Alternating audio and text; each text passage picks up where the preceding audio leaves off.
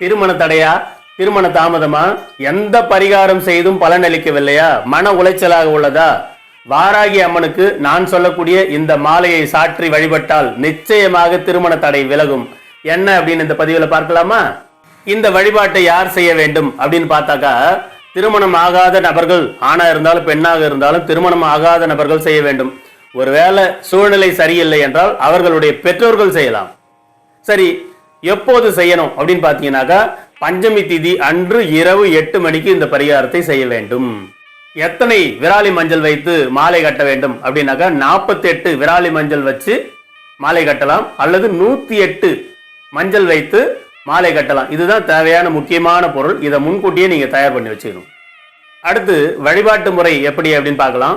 பஞ்சமி திதி அன்று இரவு 8 மணிக்கு உங்கள் வீட்டு பூஜை அறையில் உள்ள வாராகி அம்மன் படத்தை சுத்தம் செய்து பொட்டு வைத்து மலர்களால் அலங்கரித்து 5 நல்லெண்ணெய் தீபங்களை ஏற்றி வைக்க வேண்டும். பிறகு நீங்கள் ஏற்கனவே தயார் செய்து வைத்துள்ள விராலி மஞ்சள் மாலையை அந்த படத்திற்கு அணிவிக்க வேண்டும்.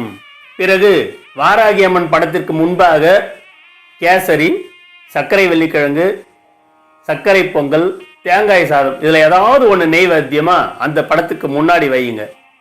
நான் சொல்லக்கூடிய இந்த மந்திரத்தை கூறி 108 முறை அம்மன் படத்திற்கு குங்கும அர்ச்சனை செய்ய வேண்டும்.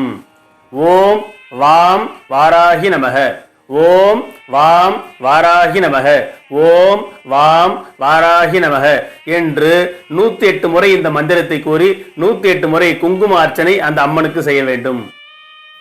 குங்கும அர்ச்சனை முடிந்த பிறகு மனமாற வாராகி அம்மனை வழிபட வேண்டும்.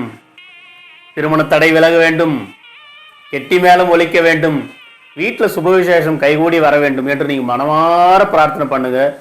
எந்த ஜாதக குறைபாடு இருந்தாலும் வாராகி அம்மன் உங்களுக்கு திருமண தடையை விலக்கி வாழ்த்து கூறி வரமருளி அற்புதமான வரன் அமைய வழிவகை செய்வாள். ஒருவேளை ஏதோ சந்தர்ப்பம் உங்க வீடுகளில் இந்த வழிபாடை செய்ய முடியவில்லை என்றாலும் கவலைப்படாதீர்கள். அருகில் உள்ள வாராகி அம்மன் ஆலயத்துக்கு சென்று இந்த வழிபாட்டு முறையை பின்பற்றினாலும் நிச்சயமாக திருமண தடை விலகும். ஏன்னா அந்த வாராகி தாய் அன்பே வடிவமானவள், கூப்பிட்ட குரலுக்கு ஓடோடி வருபவள். நிச்சயமாக நல்லதொரு திருமணம் உங்கள் இல்லங்களில் நிச்சயமாக நடைபெறும்.